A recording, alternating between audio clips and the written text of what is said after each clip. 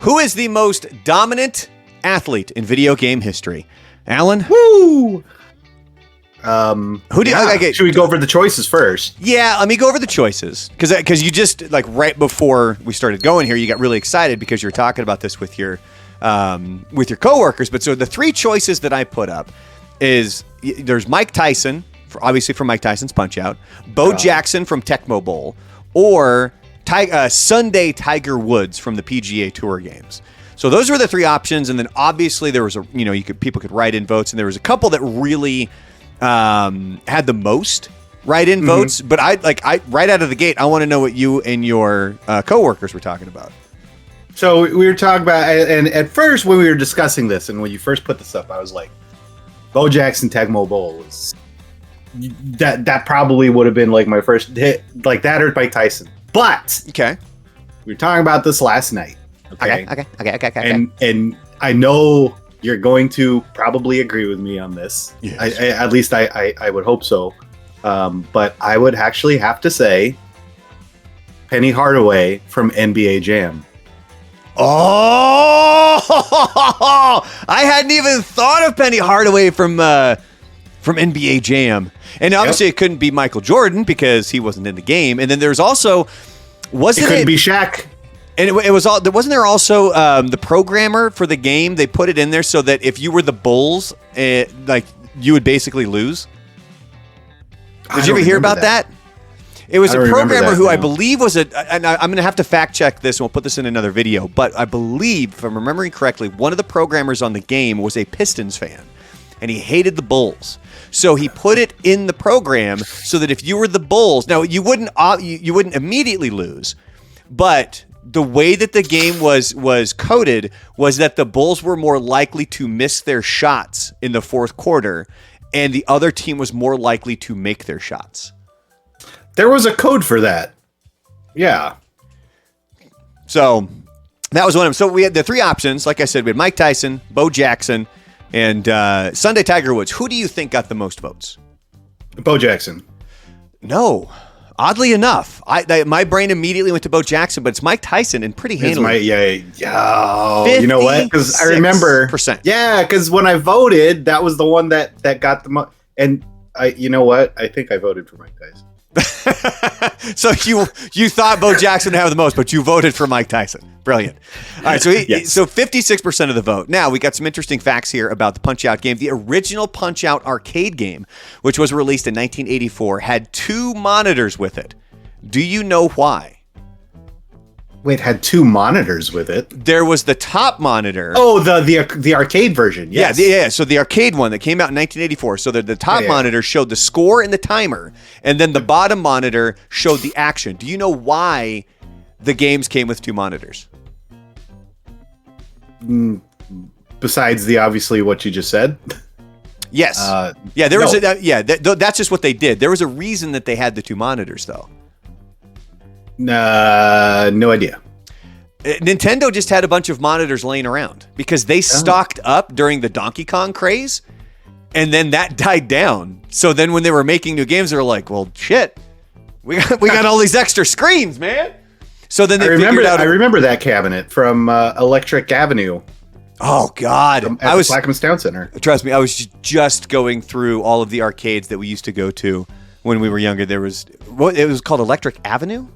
Wasn't it? It was Electric something. I thought it was Electric Land or something like that. Anyway, people who aren't from Portland, Oregon have no clue what we're talking about. That'll be another video. Okay, so moving on to the NES version, when it was Mike Tyson's Punch-Out, the World Video Boxing Association, there was 3 different circuits for Little Mac to complete. The minor, the major, and the world circuits, right?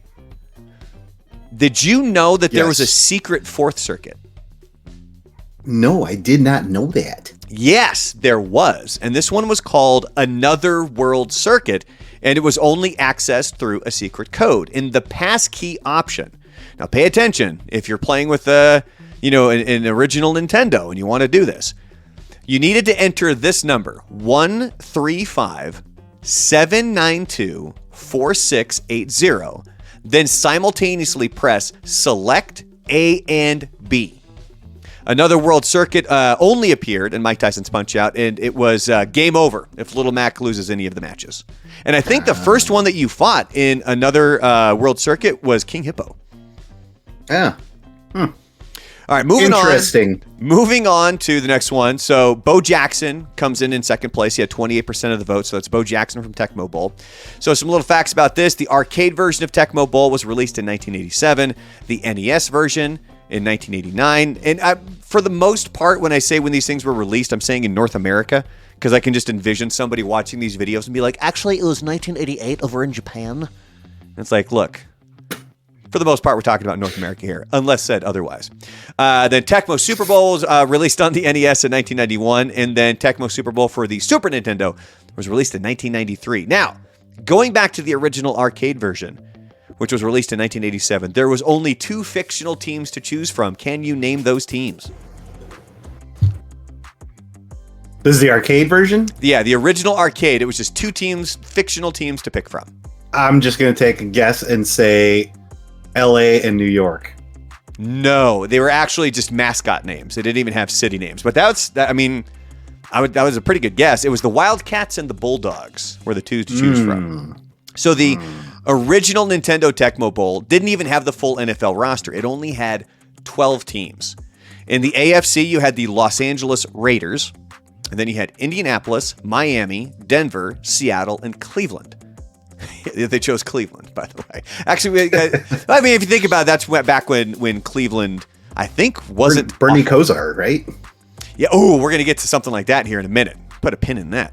And then over in the NFC, you had Washington, San Francisco, Dallas, the New York Giants, Chicago, and Minnesota. And this is something I want to look into. Or if anybody knows the answer to this, please comment below. Is I'm wondering if they chose the specific teams because of the color pattern. It was easy to tell, like, for the Raiders, it was black and silver. And then for Miami, you had that kind of teal blue and orange. Denver, you had the dark blue and orange. Cleveland, a lot of orange there. I don't know why I'm saying that now.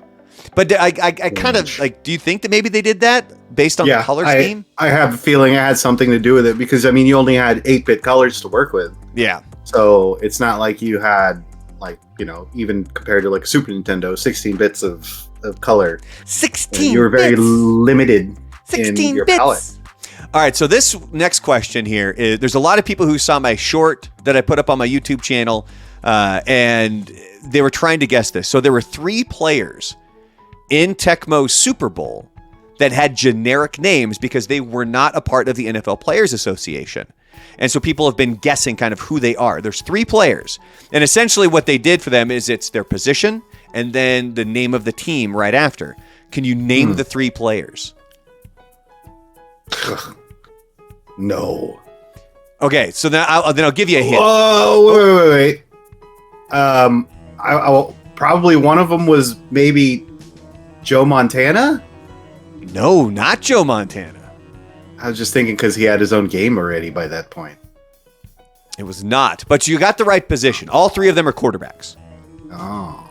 And they were all big name quarterbacks back then. Quite frankly, the hardest, most difficult one of these 3, you've already said his name in this video. Oh, okay. It was Bernie Kosar. Bernie Kosar! He was quarterback Browns. Do you know the other 2? One of them... see, I want to give you hints, but not completely give them away. One of them... Oh, fuck it. I'll just tell you. What coast? Okay, so both of them actually come from the East Coast. One of them was in the NFC. One of them is in the AFC. Okay. One is Phil Simms? No. But you're in the right division. Okay. Now we got to test Alan's knowledge on the NFL because he hasn't really watched the NFL in years. Jim Kelly. Ah! Jim Kelly. Yeah, quarterback Bills was basically what he was listed as. All right, so you got the AFC one. Now you got to get the NFC. And it's in the it's in the NFC East because you already guessed Phil Simms, who was a New York Giant. Now back then that wasn't the divisions, but now it is. Yes. Huh. Come on, you know this, man. Like he was, and also what teams existed. He was super fun to watch. Everybody played with this guy. Randall Cunningham? Yeah. Are you serious? Yeah, Randall Cunningham he was quarterback Eagles was what he came up as. So that's actually a really good transition here as we talk about what people wrote in as votes. So the someone else option on the poll came in with 10%. And the top 2 write-in votes were 04 Madden, Michael Vick. Like that dude was a cheat code, man. Like that guy was a legitimate cheat code in that game. And then the other write-in vote was Tony Hawk. So here's some little interesting factoids about them. The first one actually doesn't have anything to do with Michael Vick being in Madden, but there was a crazy scene that happened during the Madden in the 90s. And I remember playing this one on the Sega Genesis. Do you know what scene it is? It would happen during a game. If you got injured and the ambulance would come through and run everybody over? Goddamn right, dude. It shocked me because my buddy Greg and we played, I can't remember which version of Madden. It was like 94 or 95. It was 94, and probably. We played the crap out of it on his Sega Genesis. And I mean, we played this thing for hours. And I think we got it maybe twice. Out of all of the time that we played it, we got it twice. So if you haven't seen it, while you're here on YouTube, when you're done with this video, you can go check out, Google it or just look it up on YouTube. Because legitimately, the player's on the ground and the ambulance comes in and whoever is in that path just gets fucking run over by the truck. Runs over everybody. Oh my God. So funny. And then talking about Tony Hawk. So he once told a story about how much money he's made on his video games. And the story's pretty old because this is back in 2002, right around the time the 4th game was going to be released. So his main contact with Activision asked to have lunch with him. When they met up, the contact looks at him, says, quote, "Things are way bigger than you ever thought." And he hands Tony Hawk a check for $4 million. Jeez. So think about that. That's how long ago that was. And then another thing here, as I brought up on another short, was there have been Marvel and Star Wars characters in the Tony Hawk's Pro Skater. Can you name them? Spider-Man was in Tony Hawk 2.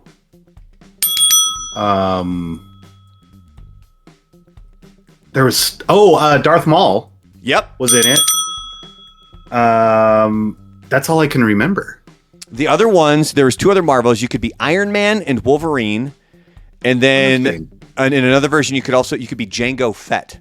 And I'm not going to go into how you can be them. That's something you guys can look up on your own because we got to get through this here. So Sunday Tiger Woods came in dead last, only getting 6% of the vote. Now, the last time Tiger was on the cover was Tiger Woods PGA Tour 14.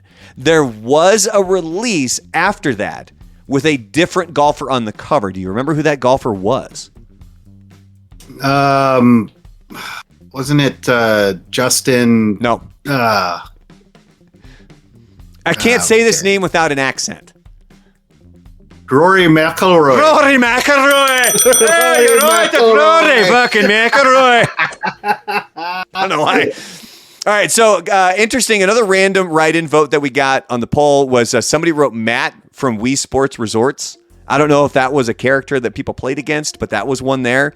But there's one golfer that I think could defeat Sunday Tiger Woods that not a lot of people know about. And her name is, I keep wanting to say Louise, but it would be Louise. Louise. It would be Louise, not Louise. See, I keep screwing that up in my head. But it was the old biker broad from Hot Shots Golf 3. Now, quick trivia on that. They've changed the name of that golf series. Do you know what it's called? Well, they changed it to the original Japanese name. Which was? Everyday Golf. Close. That's what it's called, though. I thought it was, no, well, hold on. Now I got to look this up because I have something different. Yeah. It's not Everyday Golf. It's Everybody's Golf. Is it everybody? Maybe I'm getting my words mixed up. Because I have it. I own the game, damn it. Do you have a pic? Can we take a picture of it? Well, it's a digital copy. It was only PlayStation 4 is only available digitally. Okay, I did find there is something called Everyday Golf. It's a VR game. Oh no, that's not it. I think I'm just getting my words mixed up. It's okay, buddy. We still love you. All right, so that's going to do it for this video. Make sure you guys like, subscribe, and all that fun stuff. We're going to have more shorts coming up. We're going to get to another one where we're going to be comparing Super Nintendo with the Sega Genesis in a future video. Ooh. I know. It's the hard-hitting topics here on my YouTube channel. So thanks for stopping by.